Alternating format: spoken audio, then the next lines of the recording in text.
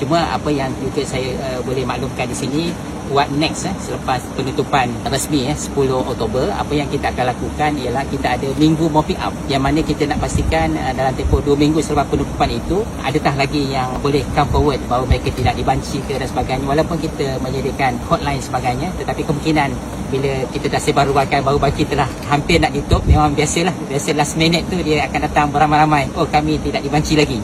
Jadi gunakan ruang yang diberikan dalam minggu mopping up untuk come forward kepada mereka yang belum dibanci. Manakala dalam minggu-minggu mopping up juga kita akan sit down dengan agensi-agensi setempat berlibat dengan pertanian. Tadi pun kami telah memulakan perbincangan di tingkat kesanakan untuk kita sit down angka-angka yang telah diperoleh secara operasi tadi, untuk kita diteliti dan kita boleh tinjau lagi ke bawah ke lapangan sekiranya angka-angka itu dirasa perlu dinilai ataupun disemak balik. Jadi angka-angka resmi akan dikeluarkan mulai tahun depan selepas kita buat tangkapan data. Dan kita tahu kali ini kita tidak memperkenalkan penggunaan e-sensor kerana kita tahu kita memerlukan borang untuk kita mudah untuk kita pegang, kita semak, kita cross check dan sebagainya. Bila dah stabil balik pada masa akan datang, kita akan kembali kepada the state of art dan pengambilan data menggunakan kaedah teknologi, menggunakan e-sensor, menggunakan satellite image yang mungkin kita telah pun lihat upaya kita untuk melaksanakan bagaimana pengukuran sesuatu tanaman itu menggunakan slide image dan sebagainya, dan kita pun telah mempelajari kaedah-kaedah ini bersama dengan pelbagai agensi. Ini akan kita lakukan.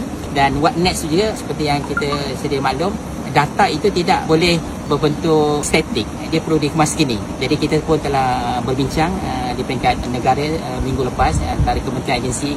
Saya sebagai pensyarah telah bentangkan way forward dan juga senario semasa bahawa kita perlu kemaskini data ini secara berkala. Data-data utama seperti pengeluaran, penghasilan, siapa yang terlibat, kita akan kumpulkan secara bulanan dan suku tahunan. So masing-masing ada maklumat yang mereka kumpul, kita boleh semak sama-sama, dan perkongsian data is the way forward dalam kita merancang dan memastikan kelancaran pengukuhan sektor pertanian negara.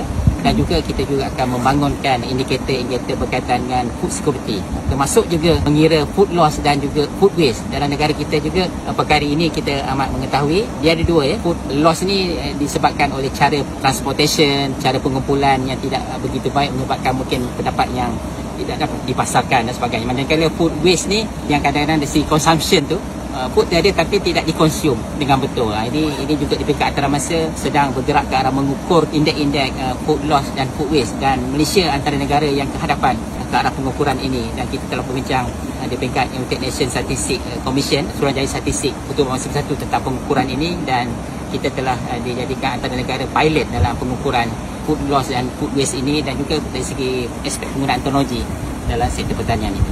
Terima kasih.